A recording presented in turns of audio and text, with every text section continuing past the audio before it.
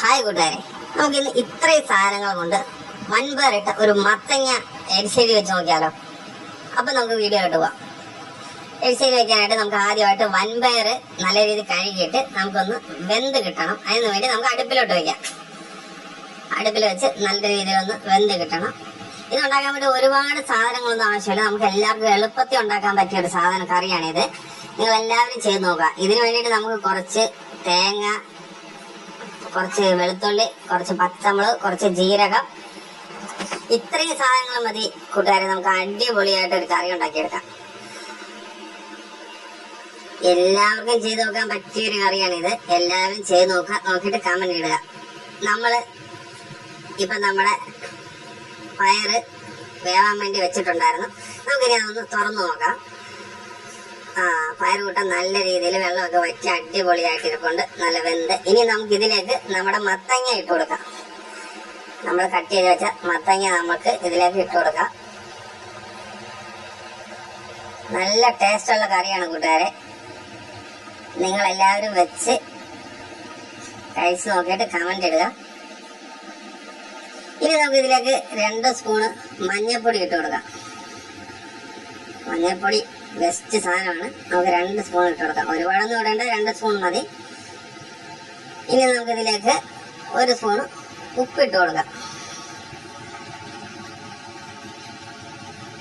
ഉപ്പ് എല്ലാവരുടെയും ആവശ്യത്തിന് ഇടുക. ഇനി നമുക്ക് കുറച്ച് കറിവേപ്പിലയും കൂടി ഇട്ട് കൊടുക്കാം. ഇനി നമുക്ക് ഇതിലേക്ക് 1 ഗ്ലാസ് വെള്ളം ഒഴിച്ചു കൊടുക്കാം. വെള്ളം എല്ലാവരുടെയും ഇതിന് മതി. ഇനി നമുക്ക് ഇതൊന്ന് അടച്ചു വയ്ക്കാം. ഇതൊന്ന് വെന്ത് കിട്ടുന്നിടം വരെ നമുക്ക് വെയിറ്റ് ചെയ്യാം. അപ്പോഴത്തേക്കും നമുക്ക് നമ്മുടെ മസാല ഒന്ന് റെഡിയാക്കി എടുത്താലോ.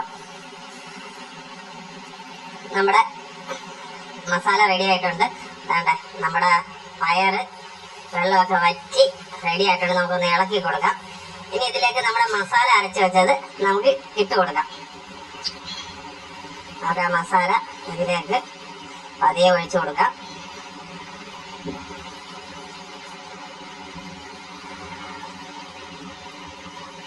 നല്ല ടേസ്റ്റുള്ള കറിയാണ് കൂട്ടുകാരെ, നല്ല ടേസ്റ്റാണ്.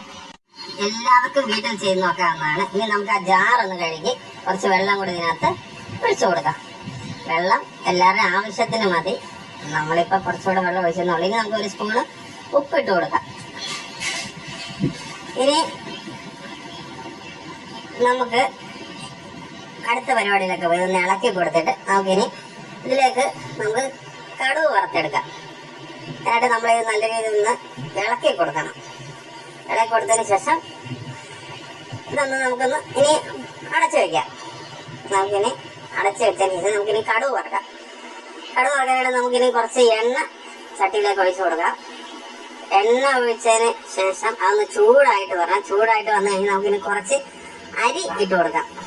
അരി ഇട്ട് കൊടുക്കുന്നത് നല്ലതാണ് കൂട്ടുകാരെ. അരിയും നല്ല രീതിയിൽ റെഡിയായി വന്നിട്ടുണ്ട്. ഇനി നമുക്ക് അതിലേക്ക് കുറച്ച് തേങ്ങ ഇട്ട് കൊടുക്കാം.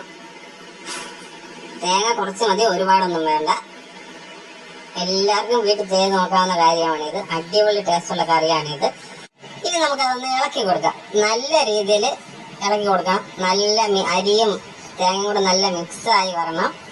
തേങ്ങ കുറെ കഴിയുമ്പോൾ നല്ലൊരു ബ്രൗൺ കളറായി വന്നിട്ടുണ്ട്, കണ്ടോ? നല്ല പോലെ ഒരു ബ്രൗൺ കളറായി വരണം. ഇനി നമുക്ക് ഇതിലേക്ക് കുറച്ച് കടുക് ഇട്ട് കൊടുക്കാം. കുറച്ച് കടുക് മതി. ഇനി അതുപോലെ നമുക്ക് കുറച്ച് കറിവേപ്പിലയും കൂടെ ഇതിനകത്ത് ഇട്ട് കൊടുക്കാം. എന്നിട്ട് നമുക്ക് നല്ല രീതിയിൽ ഒന്ന് ഇളക്കി കൊടുക്കുന്നതല്ല, നല്ല പോലെ ഒന്ന് ഇളക്കി മിക്സായി കിട്ടണം. ഇത് വറ്റൽമുളക് വേണ്ടവർ മാത്രം ഇടുക. നമ്മൾ ഇതിനകത്ത് വറ്റൽമുളക് ഇട്ടിട്ടില്ല. ഇനി നമുക്ക് നല്ല രീതിയിലൊന്ന് റെഡിയായി ഒന്ന് മിക്സായിട്ട് വന്നു കഴിയുമ്പോൾ നമുക്കിനി നമ്മുടെ കറി എടുത്ത് ഇതിലേക്ക് ഒഴിച്ചു കൊടുക്കാം.